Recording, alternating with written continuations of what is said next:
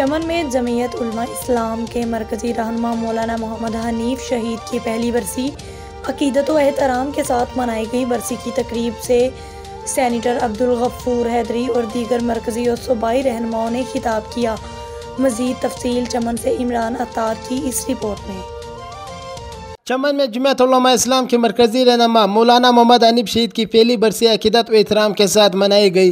बरसी की तकरीब ट्रंच रोड चमन में मुनक्किद हुई, जिसमें सेनेटर मौलाना अब्दुल गफ्फूर हैदरी व दीगर मरकजी व सूबाई रहनुमाओं समेत हज़ारों अफराद ने शिरकत की। तकरीब से सेनेटर अब्दुल गफ्फूर हैदरी का कहना था कि शहीद मौलाना मोहम्मद हनीफ की कातलों की ताहाल अदम गिरफ्तारी हुकूमत की नाइली है और NP के सूबाई रहनुमा असद खान चिकज़ई की हालिया अगवा होने पर भी सख्त अफसोस का इजहार किया। आपके इलाके का एक मुअज़्ज़ज़ शख्सियत असद खान चिकज़ई जो पूरा एक हफ्ता हुआ वो अगवा हुए हैं, अभी तक उनका पता नहीं चल रहा कि अगवाकार कौन है।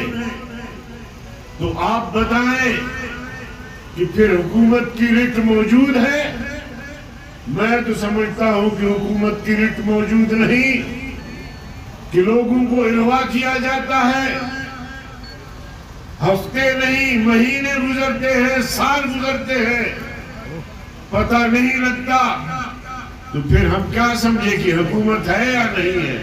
उन्होंने मजीद कहा कि हुकूमत की कोई रट मौजूद नहीं, इसे हटाना अब कौम की जिम्मेदारी है। बरसी से दिगर सूबाई व मरकजी रहनुमाओं ने भी खिताब किया, जिनका कहना था कि मौलाना मोहम्मद हनीफ शहीद की खिदमत नाकाबिल फरामोश है और शहीद की तहरीक को आगे लेकर चलना हमारा आज़म है।